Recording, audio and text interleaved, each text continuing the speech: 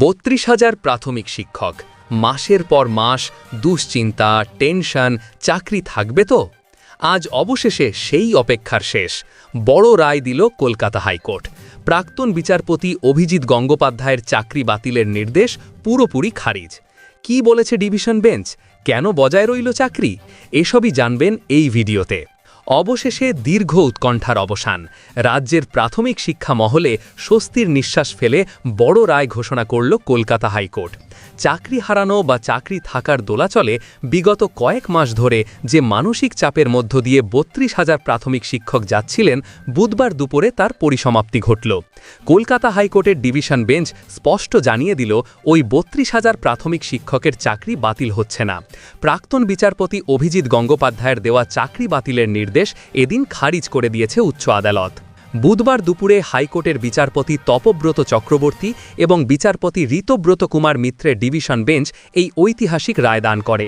এজলাসে তখন তিল ধারণের জায়গা ছিল না। আইনজীবী থেকে শুরু করে চাকরি প্রার্থী এবং মামলাকারী সকলেই অধীর আগ্রহে অপেক্ষা করছিলেন চূড়ান্ত সিদ্ধান্তের জন্য। ঘড়িতে তখন দুপুর 2:24। দুই বিচারপতির বেঞ্চ জানিয়ে দেয় ৩২,০০০ শিক্ষকের চাকরি বহাল থাকছে। এই রায়ের ফলে রাজ্যের হাজার হাজার পরিবারে খুশির হাওয়া বয়ে গিয়েছে। মামলার প্রেক্ষাপট ও পূর্ববর্তী নির্দেশ। ঘটনার সূত্রপাত 2014 সালে টেট পরীক্ষাকে কেন্দ্র করে। এই পরীক্ষার ফলাফলের ভিত্তিতে 2016 সালে রাজ্য জুড়ে প্রায় 42,500 প্রাথমিক শিক্ষক নিয়োগ করা হয়। কিন্তু নিয়োগ প্রক্রিয়া সম্পন্ন হওয়ার পরেই দুর্নীতির ভুরি ভুরি অভিযোগ উঠতে শুরু করে। মামলাকারীদের দাবি ছিল, যোগ্য প্রার্থীদের বঞ্চিত করে অযোগ্য এবং প্রশিক্ষণহীনদের চাকরি দেওয়া হয়েছে। এই অভিযোগের ভিত্তিতে মামলা গড়ায় কলকাতা হাইকোর্ট পর্যন্ত। 2023 সালের 12 মে তৎকালীন বিচারপতি অভিজিৎ গঙ্গোপাধ্যায় এক নজিরবিহীন রায়ে প্রায় ৩২,০০০ প্রাথমিক শিক্ষকের চাকরি বাতিলের নির্দেশ দিয়েছিলেন। তার যুক্তি ছিল, নিয়োগ প্রক্রিয়ায় ব্যাপক অনিয়ম হয়েছে এবং সঠিক পদ্ধতি মেনে বাছাই করা হয়নি। সেই নির্দেশের বিরুদ্ধেই ডিভিশন বেঞ্চে আপিল করা হয়েছিল, যার চূড়ান্ত ফয়সালা এলো বুধবার। আদালতের রায়ের মূল অংশ। ডিভিশন বেঞ্চের এই রায়ের ফলে কার্যত স্বস্তিতে রাজ্য সরকার এবং প্রাথমিক শিক্ষা পর্ষদও। এক নজরে দেখে নেওয়া যাক আজকের রায়ের গুরুত্বপূর্ণ দিকগুলি। বিষয় বিবরণ। বিচারপতির বেঞ্চ: বিচারপতি তপব্রত চক্রবর্তী ও বিচারপতি ঋতব্রত কুমার মিত্র।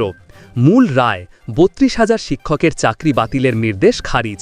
পূর্ববর্তী নির্দেশ: প্রাক্তন বিচারপতি অভিজিৎ গঙ্গোপাধ্যায়ের রায় বাতিল।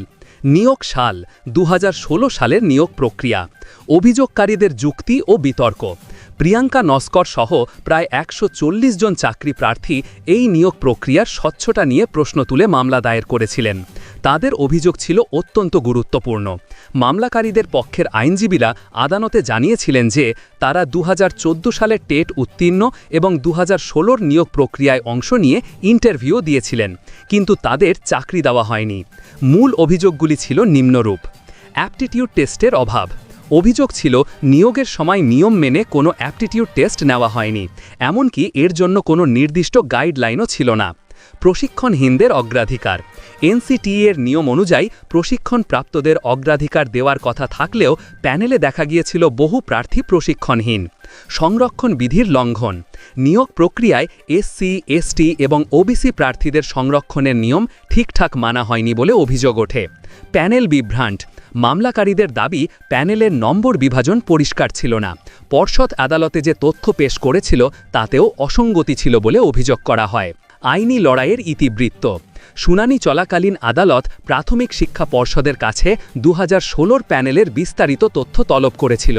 পর্ষদ জানিয়েছিল প্যানেলে সর্বনিম্ন নম্বর 14.191, কিন্তু মামলাকারী যা দাবি করেন তাদের প্রাপ্ত নম্বর এর চেয়ে বেশি হওয়া সত্ত্বেও তারা চাকরি পাননি, অথচ কম নম্বর পেয়েও অনেকে নিয়োগপত্র পেয়েছেন।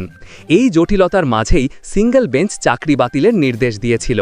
তবে ডিভিশন বেঞ্চের এদিনের রায়ে আপাতত আইনি জট কাটল এবং ৩২,০০০ শিক্ষকের কর্মজীবন সুরক্ষিত হল। আপনি কি মনে করেন এই রায় সঠিক সিদ্ধান্ত? কমেন্টে আপনার মতামত জানাতে ভুলবেন না। ভিডিওটি ভালো লাগলে লাইক করুন, শেয়ার করুন আর এমন আপডেট পেতে সাবস্ক্রাইব করে পাশে থাকুন।